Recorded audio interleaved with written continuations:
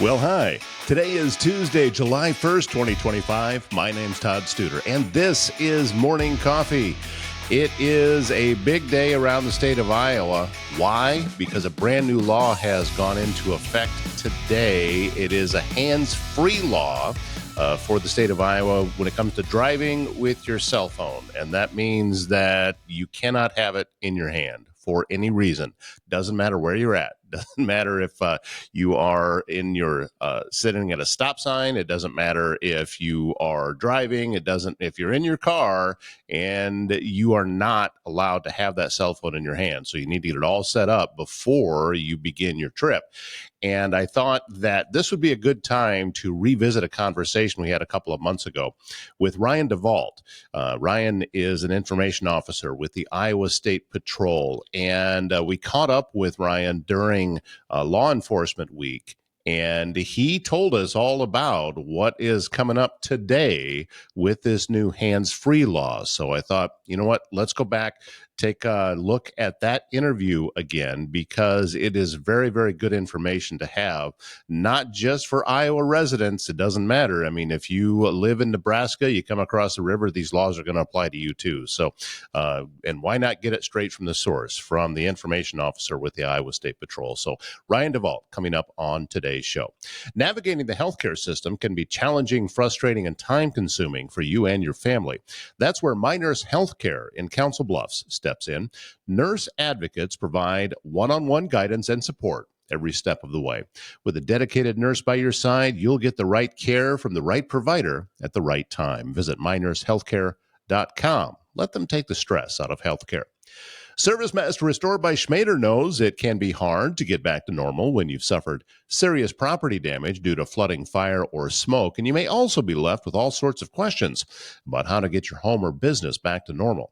Service Master Restore by Schmader will restore your space by offering quality commercial and residential restoration services in Council Bluffs and the surrounding area. That's Service Master Restore by Schmader.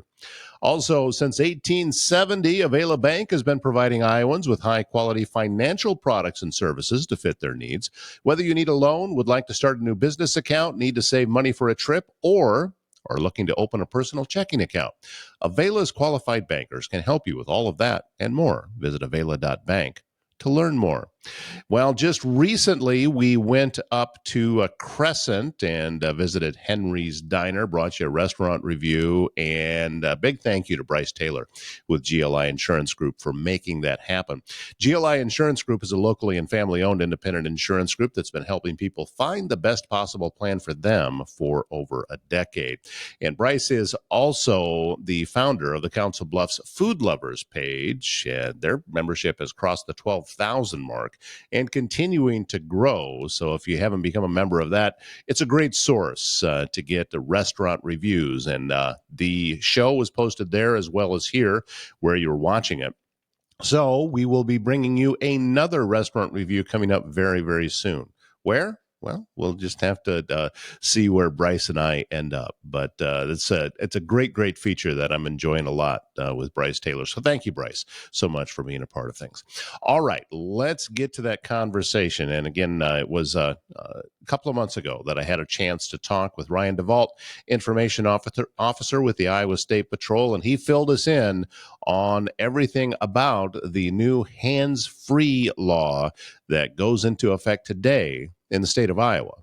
From a layman's point of view, I guess I always thought it was illegal to drive holding your phone next to your head. And it's funny that a lot of people think that. Yeah. But currently right now, it's an electronic device law that makes it pretty hard for us to enforce.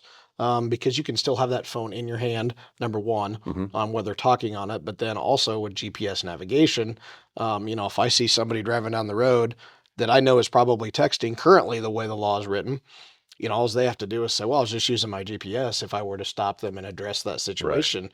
Right. So it's one of those that it's a true, and that's the way we wanted it. State Patrol's been working, trying to push legislation through for, I think 4 years, if I remember correctly, maybe even pushing 5, to try to get this law passed, because there's no doubt some of our neighboring states, Illinois and Minnesota, when they passed it, they saw the following year after passing the hands-free bill, they saw a decrease in crashes by anywhere between 20 and 30%. So that's huge. We think it's a bill that we have no doubt will save lives. Again, it's only as good as any other law. I give the example of the seatbelt law, right? So the seatbelt law has been in effect since the early 80s. Um, Last year, our fatalities on Iowa roadways, we still had 44% of those people were not buckled in. So it's great that it is law, but we need help from the public, from everybody, when it comes to this hands-free law to take it to heart and truly understand kind of the dangers of having those devices in your hand. Maybe it doesn't even necessarily have to be a cell phone, but I always give people the example. They say that it takes the average person 5 seconds to read or respond to a text message.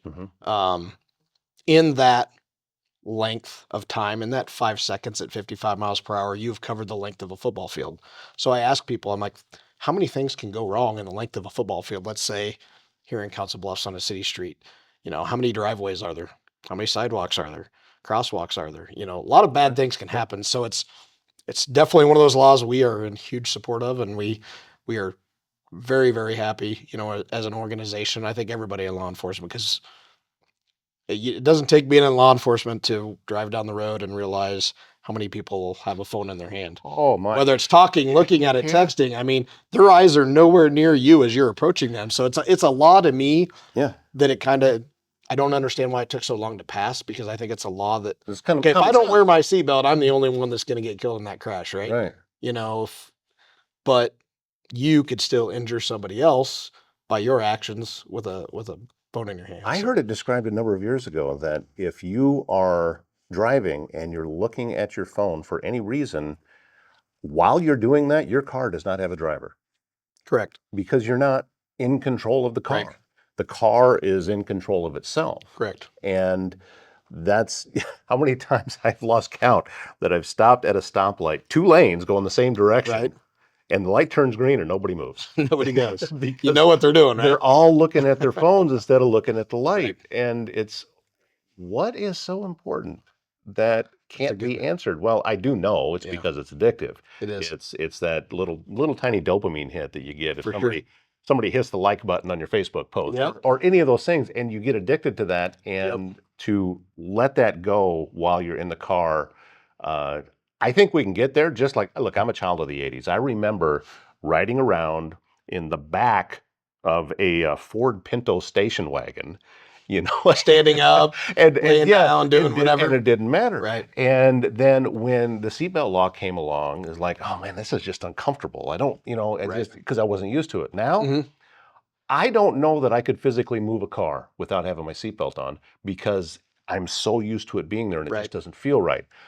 Eventually, I would assume that's the goal with this hands-free law. And I think so. And that's kind of the thing, with the hands-free law, starting July 1 is when it will take effect. But from July 1 till the end of 2025, law enforcement will just be required to write warnings to people for that.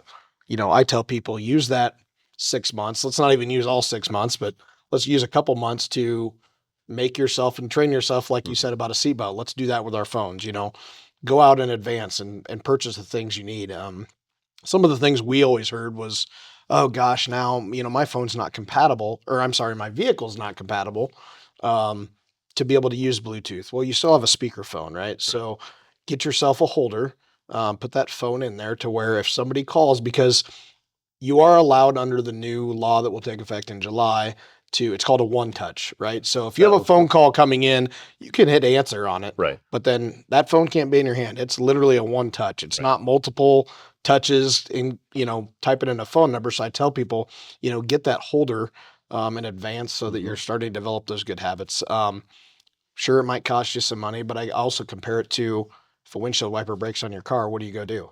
You spend the money to go fix it because it's a safety issue. Yeah, those holders aren't that expensive anymore. They are. They're not. And there's all kinds out there. I understand sometimes you can't hear a speakerphone well enough going down the road, but I agree. There's so many out there anymore that you can get an auxiliary cable that plugs into your phone, if you have an auxiliary on your phone or in your vehicle, you can get a holder and just use, the speakerphone. You can buy a Bluetooth headset. There's a lot of options that are out there.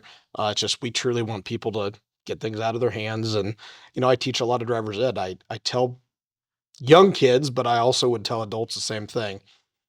I don't think we all probably take for granted a little bit that we make it from point A to point B in a vehicle every single day and don't have any issues for the most part. Yeah. But I tell people probably the most single way any of us would die on any given day is probably a car wreck. Whether you drive 10 miles to work or you drive 100 miles to work, that's probably the most dangerous thing, depending on your job and your occupation, that you're probably going to do. And I don't know that everybody kind of grasps that. I don't know. I drive a heavy car. I have my car weighs about 4,000 pounds. So if you think about it, we're traveling on a state highway, a 2-lane state highway, and somebody's coming at me. If everybody's doing the speed limit, as we pass each other, that's 110 miles an hour, separated by about 2 feet. Right. That's where we are at. That we just, I'm fine with that. But there's a lot of danger there. Right. If I'm looking at this, right, it's yeah, and like you said, I think we all have that addiction a little bit to these, right? I mean, we're just so used to it. It's like I said, I'd forget my wallet before I'd forget my phone when I leave the house, which is, and now I go and think of, okay, my kids are in their early 20s now. Mm-hmm. My kids had phones in their hands probably 10 years old, so they're 10 or 12 years. Now, today's generation of 10-year-olds might have had it when they were 5.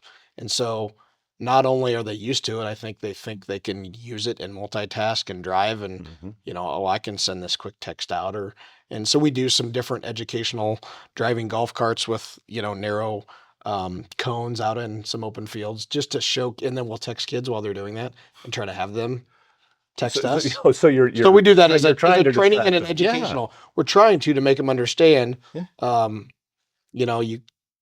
It's not easy. You will still hit cones, even if some of them don't hit cones.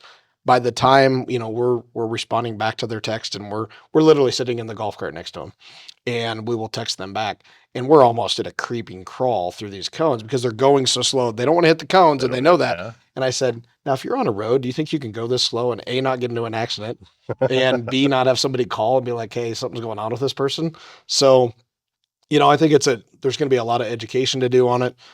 Kind of some key points on the hands-free law. It basically prohibits any use of an electronic device unless it's in hands-free mode, other than to have a one-touch to answer. So it needs to be voice activated.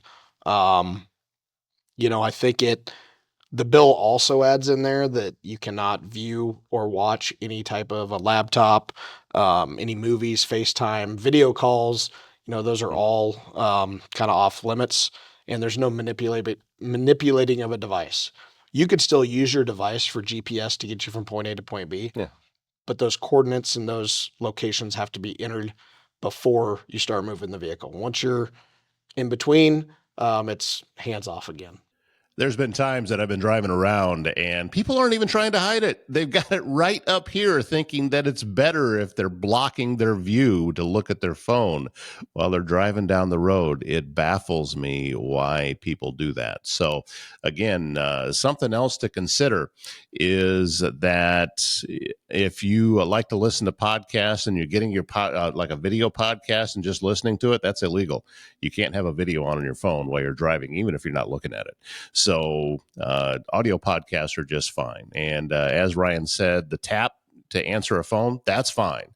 But it needs to be locked up and put on one of those holders inside of your car so you don't have to pick up your phone to be able to do that. So anyway, please put the phones down. It's the law now.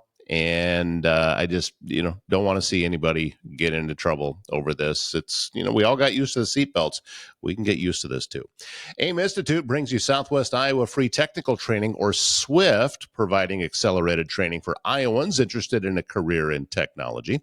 The program is fully funded by the Charles E. Lakin Foundation, meaning that participants can register at no cost to themselves. Trainings are facilitated by AIM Institute instructors, taught both online and in person. Visit aiminstitute.org to learn more.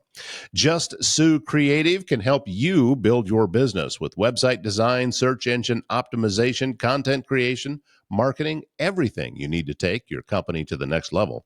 Sue Pitts has a passion for small businesses, helping them thrive in a digital world. A great starting point is visiting her website, justsuecreative.com. Click on that free consultation button. You'll be glad you did. That's justsuecreative.com. And technology should work for you, not against you. At ThinkSpace IT, they provide expert IT solutions to keep you and your business running smoothly and securely. From cybersecurity and cloud services to network management and tech support, they simplify IT so you can focus on what matters most. Stay protected, stay connected, stay ahead. Visit ThinkSpaceIT.com. Was it a little preachy today? Well, again, put the phones down. You know, it's as I said during the interview, it's happened multiple times that I'm just sitting there waiting on someone at a stoplight, and it's really annoying when there's two lanes and both people are doing it. It happens frequently. Put the phones down. It's now the law in Iowa, and you don't need tickets. So, again, just stay safe. And as I've been saying before with the 4th of July celebration, and most people have been celebrating for the last 2 weeks with the fireworks, I get it. It's an adrenaline rush to blow things up. But please stop doing it after midnight. I'm trying to sleep. My name's Todd Studer. We'll see you again tomorrow morning.